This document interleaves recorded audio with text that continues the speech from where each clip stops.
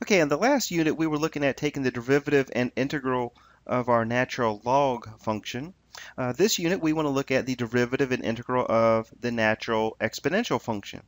And this video is going to look at the derivative. We need to let u be a differentiable function of x. Okay, again, u is not just a variable, u is a function of x. And the derivative here I think you're going to find very easy to follow. It says d dx. Now again, this is the notation of saying we want to take the derivative of e to the u, what's in the brackets. So the derivative of e to the u, and the dx is we're taking the derivative with respect to x. And keep in mind, u is some function of x. So the derivative of e to the u is simply e to the u du. So you're going to simply write down the function e to the u the way it's written, and then all you do is multiply it by the derivative of u, which is the exponent. So let's look at the very basic y equals e to the x. If we want to find the derivative, then y prime is equal to, well, e to the x. Well, our u, if we write this down, we know u is equal to x, and du is simply what? Well, the derivative of u would just simply be 1, right? The derivative of x is 1. So here, if we have e to the x, then the derivative is simply e to the x, and then technically be multiplied by 1. So the derivative is really just e to the x. So that's very convenient. Now let's look at the other example over here. Y equals e to the negative x squared. So if we're going to find the derivative of y, then that means we would simply write down e to the negative x squared because it's e to the u, and then we're going to multiply it by the derivative of u. So that means we're looking at our u here, which is the negative x squared, and the derivative of negative x squared would simply be negative 2x. And that's your derivative. Now, most likely we're going to rewrite this so that we put the negative 2x in front, so we'd have a negative 2x e to the negative x squared. Typically in math, when you have this e, you're going to put anything multiplied is going to be in front of it, just like a variable typically. In other words, you wouldn't write x times 2, you would write it as 2x. And it's the same thing when we have e to the x multiplied by some number. We're not going to usually write e to the x times 2. We're going to usually write 2e to the x. Now, either way is really fine, but that's just the form that you typically will see. So there's our derivative, negative 2x e to the negative x squared.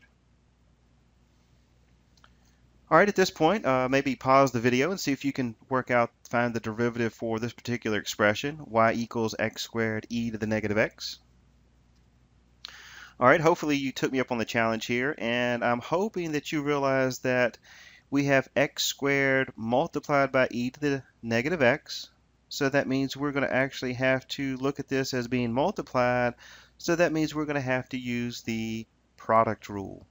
So if we take the derivative, then product rule says we're going to take the first piece, which is x squared, multiplied by the derivative of the second. Well, the derivative of e to the negative x would be e to the negative x.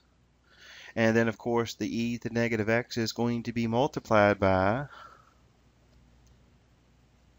the derivative of negative x, which would simply be negative 1. Okay.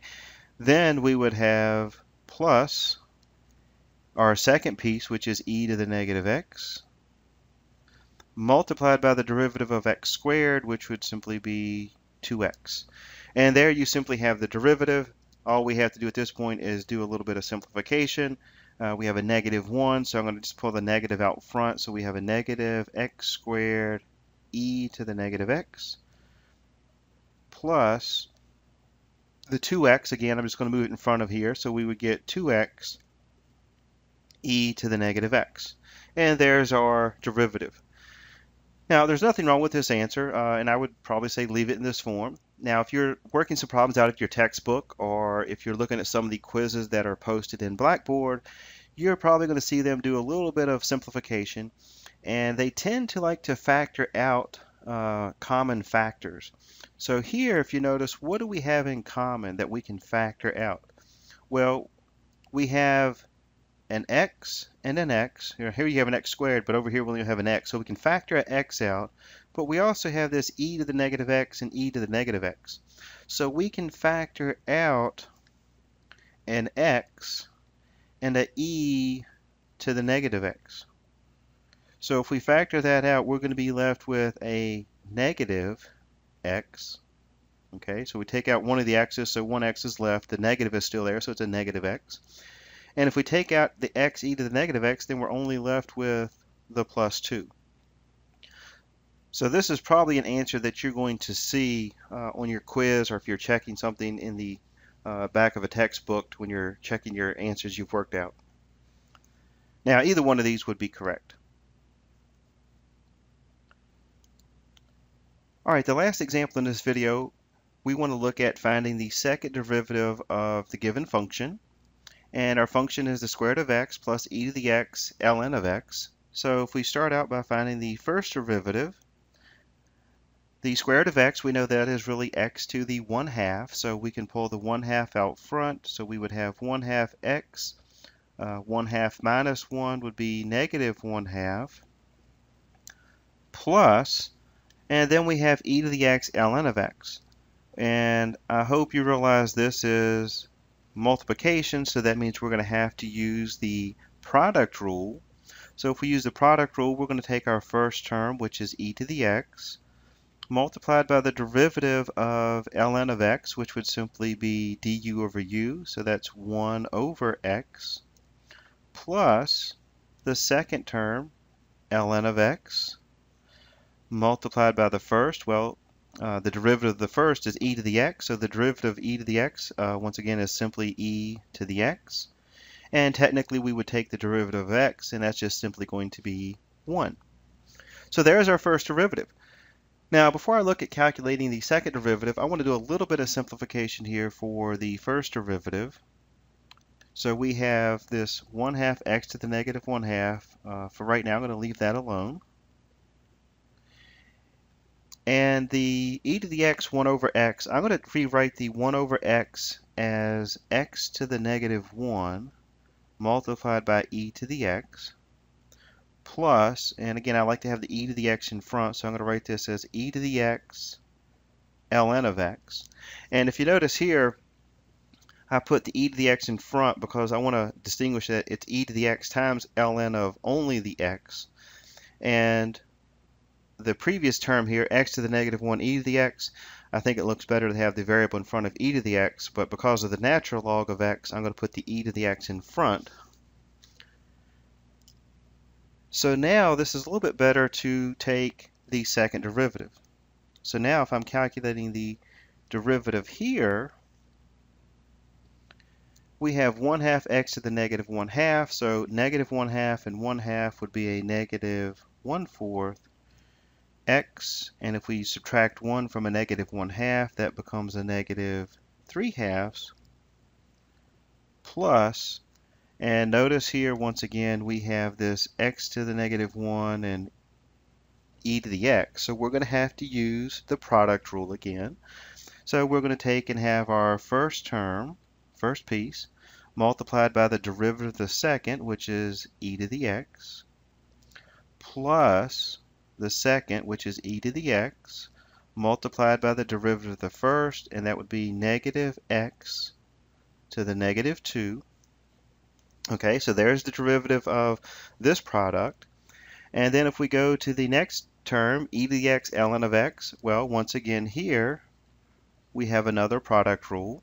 So we would have our first term, e to the x, multiplied by the derivative of ln of x, which is 1 over x, that's our du over u, plus the second part, which is ln of x, multiplied by the derivative of e to the x, which once again is simply e to the x. So there we have our second derivative. So if we come back and do a little bit of simplification here, I'm going to make my exponents positive. And normally I really don't care, and I think you'll see here that if we do that, this is going to make this look a little bit nicer than this expression. So we would have negative 1 over 4x to the positive 3/2 plus e to the x over x. X to the negative 1 comes down, so it makes the exponent positive 1. And then we have a negative here, negative x, so I'm going to pull this out and make it minus our e to the x is on top, and the x to the negative 2 goes to the bottom and makes it x to the positive 2 plus e to the x over x.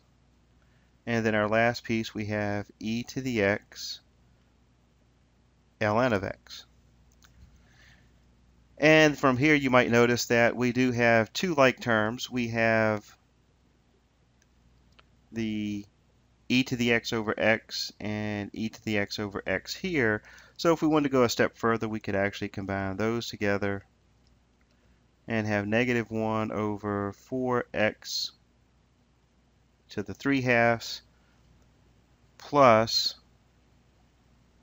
2e to the x over x minus e to the x over x squared plus e to the x ln of x. So here we have our second derivative. So I want you to realize we have to recall there's a lot of stuff to keep track of all the way back from the very beginning of talking about taking the derivative. Once again, here we kind of reviewed the product rule. So you need to make sure that you remember all of these different rules when we look at calculating the derivatives.